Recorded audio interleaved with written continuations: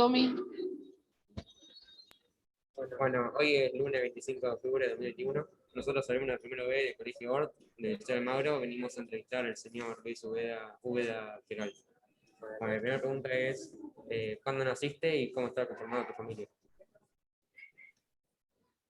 Yo nací el 26 de noviembre de 1957 en Barcelona, en una familia trabajadora. Mi madre no trabajaba porque con las mujeres en aquella época era habitual que había trabajado, pero cuando se casó dejó de trabajar, ¿no? Y entonces, bueno, vivíamos en un barrio popular, que es el barrio de Gracia, que es un barrio antiguo que está digamos, a las afueras de lo que era la Barcelona histórica, pero que ahora ya forma parte del núcleo de toda la ciudad, ¿eh? Si quieres te digo algo más, pero bueno. ¿Y tu padre a qué se dedicaba? Él trabajaba en el sector administrativo de una empresa alemana de fabricación de motores, de maquinaria, de GT Telefunken, estas que son una histórica de las empresas alemanas del sector de energía y de electrodomésticos y cosas así. ¿Y tenés hermanos? ¿Cómo se Bueno, conforman? yo soy el segundo, somos dos hermanos. Mi hermana es un par de años mayor que yo y yo, somos dos hijos. No me pregunten si pueden participar, todos van a participar, no importa, pero no me pregunten, dale. Vamos. En esa época, ¿cómo era? Sabemos que era una dictadura. ¿Cómo era vos, más de chico, el estudio, con ese tema, la escuela? Bueno, a ver, la época esta de la dictadura en España es muy larga, dura casi 40 años, con lo cual pasan diferentes periodos, ¿no? Hay el periodo posterior a la guerra, que es horrible. Hay el periodo después de la Segunda Guerra Mundial, que caen todos los nazis y los fascistas, y Franco, que era un dictador también fascista, quedó un poco arrinconado, por decirlo de una manera, pero no del todo, porque como era anticomunista, pues les fue más fácil mantener a un dictador anticomunista que volver a la democracia que había anteriormente, ¿no? Y bueno, en todo esto, sobre todo en el papel de la escuela, quien jugó un gran papel en España, como siempre, desde siglos, es la Iglesia Católica, que es la que dominaba la educación, ¿no? Entonces, el régimen se podía llamar como un régimen nacional católico, o sea, nacional por el hecho de ser casi nazis, pero no del todo, propiamente, con un patriotismo muy militarismo, y la Iglesia que era la que apoyaba, digamos, los temas de moral, de educación, todas estas cosas, ¿no? Entonces la educación era muy basada en los principios cristianos tradicionales, por decirlo de una manera. Había segregación separación de sexos, las escuelas eran tanto las públicas como las privadas. Las públicas estaban en muy malas condiciones en general, pero vaya, tanto las públicas como las privadas o sea, para hombres y bueno, para niños y para niñas, o sea, separados, excepto en lo que sería el jardín o algo así, que aún se mantenía un poco las clases de niños y niñas juntos. Y sí. ¿Y te escondías de los dictadores o algo así, tipo, te hicieron algo o eso? Bueno, esto dependía de la familia que estuviera, o sea, todo parte de una guerra civil que se produce en los años 30, finales de los años 30 en España, que entonces que divide a la sociedad, y entonces hay los que son vencedores y los vencidos, por decirlo de alguna manera, ¿no? Entonces, y bueno, y la mayoría que eran neutrales porque querían superar esa etapa como fuera y poder vivir mínimamente dignamente. Y entonces, en el caso de mi familia, hay un poco de todo, pero no se sienten como perdedores en general, por decirte de alguna manera, sino que miran para adelante, ¿eh? A partir del momento que hay el restablecimiento de una cierta normalidad, aunque sea en dictadura. Y bueno, es gente que no se mete. O sea, el tema de la dictadura es que si te metías en política es cuando te podía pasar cosas. O sea, por tus antecedentes anteriores o bien por tu oposición al régimen dictatorial, ¿no? Entonces aquello de, bueno, yo también lo he oído por aquí en Argentina, ¿no? De aquello de la casa al trabajo y de Claro, lo trabajo mismo. a casa. Y bueno, este tipo de mentalidad, bueno, Perón era muy amigo de Franco, por cierto. Y bueno, su exilio estuvo en Madrid como un marqués, o sea, viviendo bien, sin ningún problema. Me refiero que, claro, es este tipo de mentalidad que unes el tema del orden de los militares con la iglesia, que es la que domina las mentalidades, la moral. Todo estaba muy restringido, todo era muy religioso, se había de cumplir. Entonces la gente, pues, después de una guerra que hubo 500.000 de muertos, casi 500.000 de exiliados y tal, pues claro, eso generó un terror, ya te lo digo rápido, no miedo, terror ancestral en mucha gente. Entonces, claro, era de bastante miedo lo que había, o sea, era una sensación fuerte en mucha gente, ¿no? Y entre tus pares, tus amigos, ¿cómo era? ¿Se tocaba el tema? Bueno, yo, claro, a ver, la dictadura duró casi 40 años, con lo cual, ya en la época que yo empiezo a entrar en la juventud y tal, ya son los años 60, 70, se está acabando la dictadura, se vislumbra ya una democracia más o menos homologable a otros países europeos y tal, y que por fin España se abrirá a Europa. Siempre ha sido un país cerrado ya de la época de la Inquisición. Bueno, siempre ha sido muy, muy triste España en general. Entonces, bueno, yo ya vivo en otro ambiente, ¿no? Que se respira otro aire. Entran ya las nuevas ideas, ya es un país que poco a poco, sobre todo Barcelona, es la ciudad que está muy cerca de la frontera con Francia, ya recibe más influencia de todas estas nuevas ideas que van penetrando, ¿no? De forma inevitable, porque es que el país, ya te digo, era un país cerrado prácticamente durante mucho tiempo, ¿no? Entonces, claro, yo sí que hablábamos y sí que teníamos ideas y sí que nos apuntábamos a lo que era oposición a la dictadura, sí, de cualquier forma, ¿eh? Y todo este O sea, tema de... poniendo rock and roll o apuntándote a un sindicato clandestino o a lo que fuera, ¿eh? Claro. Porque todo eso ya irá a ir en contra del régimen. Sí, sí. Y todo esto, todo que esté como todo muy religioso y que no haya mucha libre expresión, ¿cómo te sentías vos en ese momento? Y que vos hablas mucho de terror, ¿vos estabas aterrorizado o cómo te sentías? No, a ver, si no conoces otra cosa no hay problema, ¿entiendes? Vives en un mundo cerrado. O sea, yo supongo que pasa lo mismo actualmente en Corea del Norte o estos sitios que si no conoces el exterior o lo conoces de una forma muy, no te digo manipulada, pues claro, tú vives en un ambiente religioso y bueno, todo el mundo va a misa, todo el mundo... Era normal para vos. Sí, claro, era la comunión, mis padres eran, y mi familia sigue siendo, la generación mayor son practicantes, católicos y tal, pero bueno, era la mayoría. Tú encontrabas que toda tu familia, tus tíos, tu ambiente general era ese, o sea, todo el mundo... Entonces, no es que hubiera el ambiente. El ambiente, digamos, de miedo, si quieres, es cuando ves que estás en contra de eso y haces algo en contra, o sea, de una forma más o menos pública, ¿no? Entonces sí que ves que hay un peligro, porque estás enfrentándote a algo que es muy fuerte, por eso.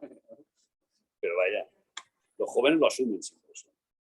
Pero vos eras más como pacifista, ¿no? ¿No es que hacías algo o intentabas cambiar las cosas? Bueno, yo aparte de ser mal estudiante, decidí que me tenía que pagar los estudios y entonces me puse a trabajar y a estudiar. Y entonces ya en el mundo del trabajo y tal ya encuentras más fácilmente el clima propicio a la contestación, a unirte con gente y tal. Y entonces sí, ya participas de unas dinámicas más de confrontación contra el régimen.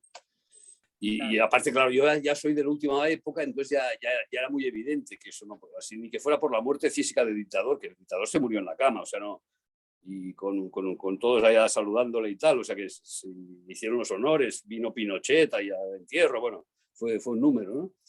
Pero aparte de eso, claro, la sociedad ya estaba muy, muy fuera de de toda esta órbita nacional católica, por decirlo de una manera, ¿no? Y aspiraba a ser un país normal, o sea, más o menos normal, o sea, en el contexto en el cual está, que es más o menos de Europa y tal.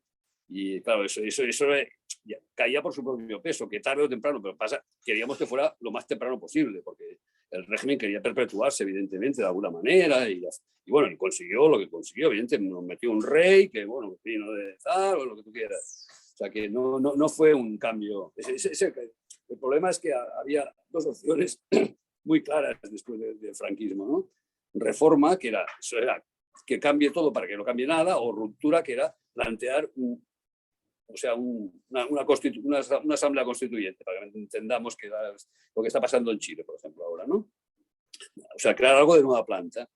Y no se consiguió, pero se consiguió una componenda más o menos, que fue eso, pues aceptar un rey, que todos los cuerpos de seguridad siguieran trabajando, o sea, los mismos torturadores siguieron después en la policía, en el ejército, en la Guardia Civil, bueno, lo que tú quieras.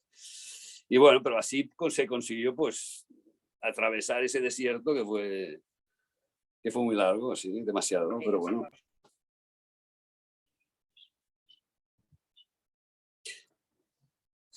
No sé si he contestado, ¿no? Acepto cualquier crítica, o sea, me refiero que yo estoy hablando con toda sinceridad. No, yo Eso estoy no pasa nada. muteada y no escuchás porque hace eco, pero te va a preguntar Mateo algo. Bien.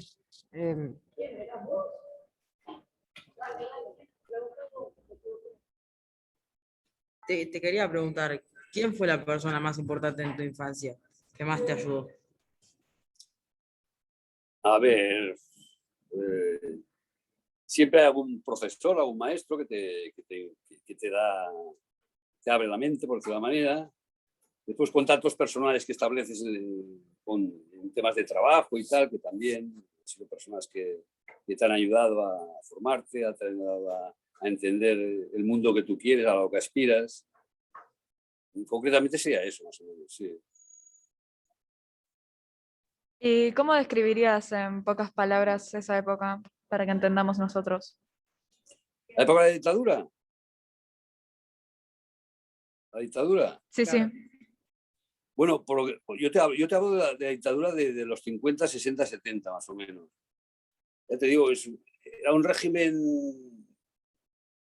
con una moral muy, muy cristiana, muy católica y tal, basado en el orden y una cierta justicia social, por algún lado, más o menos, con mucha corrupción, evidentemente, pero ya enfocado hacia un cambio. O sea, esa era la esperanza. Lo que pasa es que, claro, cuanto más tardaba era peor, o sea, era más decadente todo.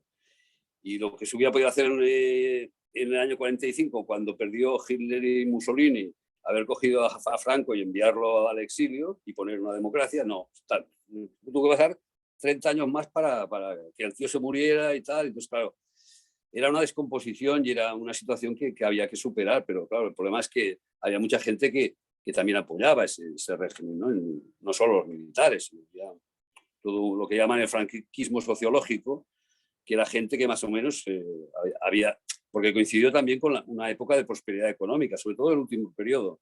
El último periodo del franquismo, la expansión de los 60, de los años 60 en Europa, pues ni que sea por osmosis, de alguna manera en España también nos influyó. Entonces la gente pudo se compró un carro, empezó a vivir un poquito mejor, ¿no? Se superó todas las fases de hambruna que había habido antes. Hubo épocas de la dictadura que se pasaba hambre física, pero brutal, o sea, no había, o sea, porque tenían que exportar, porque tenían todas las deudas de guerra, bueno, o sea, ya te digo, por lo que respecta a mi época, que eso, ya te digo, las 2 últimas décadas más o menos de la dictadura, era una época de expansión, pero también una época de explosión ideológica y, bueno, esto que está ya todo, los años 60, el mayo francés, los hippies, lo que tú quieras. O sea, claro, todo esto iba llegando a España y, bueno, y queríamos ser también, estar en esta línea, ¿no? Por decirlo de alguna manera. Entonces, bueno, es una época, para mí, tal como ahora es una época de defensa de lo que has conseguido anteriormente, allá había luchar para conseguir cosas, ¿me entiendes? Ahora defendemos para que no nos quiten lo poco que tenemos, por decirlo de alguna manera, ¿no? En general, te hablo como como trabajador. Pero antes los trabajadores lo que querían era conquistas sociales, que decían, ¿no? Entonces, bueno, era una época de más esperanza que ahora, por decirlo de una manera, ¿no? Todo estar en una dictadura, o sea, eso ya... Y con los peligros que eso conllevaba, porque no era lo mismo que agarraran a un estudiante que a un trabajador. En general, si agarraban a un trabajador, lo ponían a caldo. También los estudiantes, pues algún caso había de torturas y tal, pero ya era una cosa mucho más... porque ellos también sabían con quién se la jugaban. Por decirte algo, es un ejemplo. Con esto, ¿Y qué no siempre? con esto de los peligros y esto que decías, ¿tuviste algún conocido o algún amigo que estaba metido en lo de la dictadura y le haya pasado algo, alguna anécdota?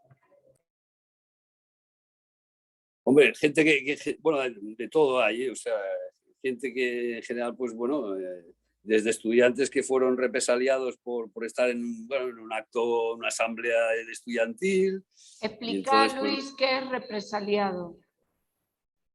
Bueno, más que nada es detenido, llevado a comisaría, estar allá en una disposición, no sabes, 72 horas hasta que te llevan a la cárcel o te llevan delante del juez y te dejan libertad provisional. Bueno, todos estos trámites, claro, te podían agarrar, ya te digo, en una, o sea, por ejemplo, una asamblea o una huelga. La huelga estaba prohibida durante el franquismo. Entonces, una huelga era un acto político.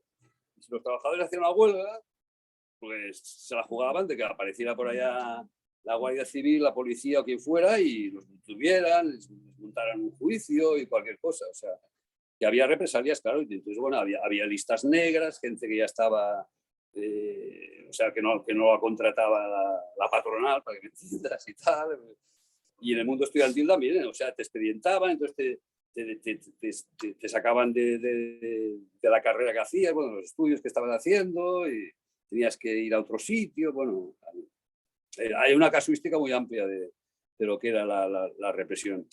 Y en todas estas, a veces, pues, se calentaban o lo que fuera y te tiraban por una ventana y entonces decían que un estudiante se había caído, no sé qué. Bueno, hay casos de todo tipo, o sea, ellos se cubrían, o sea, eran última instancia, o sea, no tenían control, o sea, podían actuar bastante a su aire, todos estos cuerpos de seguridad y estas cosas, ¿no? No sé si... ¿cómo era la mujer? Tipo, ¿qué es lo que hacía en el día a día? ¿Cómo la trataban? ¿Cómo? ¿Cómo trataba a la mujer? ¿Cómo era la vida de la mujer? ¿Era fácil? La mujer. Bueno, claro, o sea, imagínate. Bueno, ya les explico, el caso de mi madre, bueno, mi madre trabajaba y tuvo que dejar de trabajar por eso, porque Claro, pues, en algún sector que fuera muy necesaria la mujer, como en el caso de la industria textil, que en aquella época era bastante potente, en Cataluña sobre todo, que las podían continuar trabajando, la mujer si se casaba dejaba de trabajar, o sea, entonces pasaba a depender del marido, no podía tener una cuenta corriente, bueno, pues si quería viajar tenía pago pasaporte, también tenía que pedir permiso al marido. Claro, era una situación muy dependiente, evidentemente, muy explotada, sí. La cosa fue evolucionando a base de la lucha de las mujeres y de la lucha democrática, por decirlo de alguna manera, ¿no? Pero sí, bueno, no había aborto, era todo clandestino, el divorcio, el divorcio se aprobó ya en transición, o sea, ya después del franquismo, y fue también difícil, porque con esto se va a separar todo el mundo, bueno, y no pasó nada, claro. Bueno. No, claro, evidentemente era un régimen totalmente talibán, o sea, ya está. Ya te lo he dicho rápido, talibán. No era la Sharia, pero le faltaba el cantón duro, ¿me entendéis? Le faltaba muy poco, vaya. La mujer bueno, estaba supeditada al padre, al patrón, ¿no? Que era el pater familias, ¿no? De la época romana. ¿Y cómo era la división entre hombres y mujeres? ¿Cómo era la división, tipo, cómo se trataban entre sí? Bueno, ya te digo, o sea, la mujer estaba en situación de dependencia. Otra cosa es que hubieran buenas relaciones entre marido y mujer, entre personas que se respetaran y tal. Eso ya depende de cada uno, evidentemente. Pero legalmente sí, el marco legal era totalmente a favor del hombre. Entonces, un crimen pasional, bueno, había, y no le, y le- ahora, bueno, ahora se habla de lo que o sea, violencia machista, tal. Antes no, antes, bueno, y los juzgaban prácticamente, o sea, la maté porque era mía, o sea, esto, bueno, y se iban de rosita, o sea, no les pasaba nada a los maridos. de No esta les gente. importaba nada. No, porque ya te digo, es que era una situación de dominio total de la mujer, o sea, no, estaba supeditada. Entonces, claro, no sé, bueno, todo esto de cualquier tema relacionado con esto, pues siempre la razón la tenía el marido, el hombre, ¿no?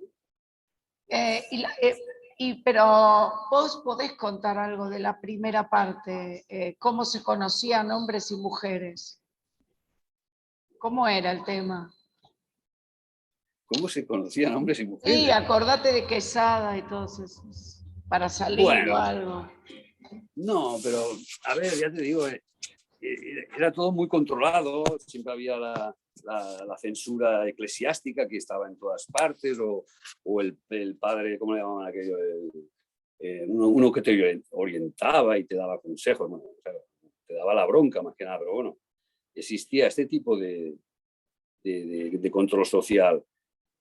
Pero vaya, también, a ver, yo te hablo desde Barcelona, que no deja de ser una ciudad ya grande, ¿no? No tan grande como Buenos Aires, evidentemente. Entonces ahí había una moral mucho más, digamos, relajada en muchos aspectos. La iglesia tenía control, pero no de todos los ámbitos sociales y tal. Entonces habían clubs, habían sitios que la gente pues ya hacía un poco más subidas de una forma más natural, no tan impuesta sí que habían, o sea, asociaciones de padres y de sociedades de estas católicas, así que dominaba este tipo de control.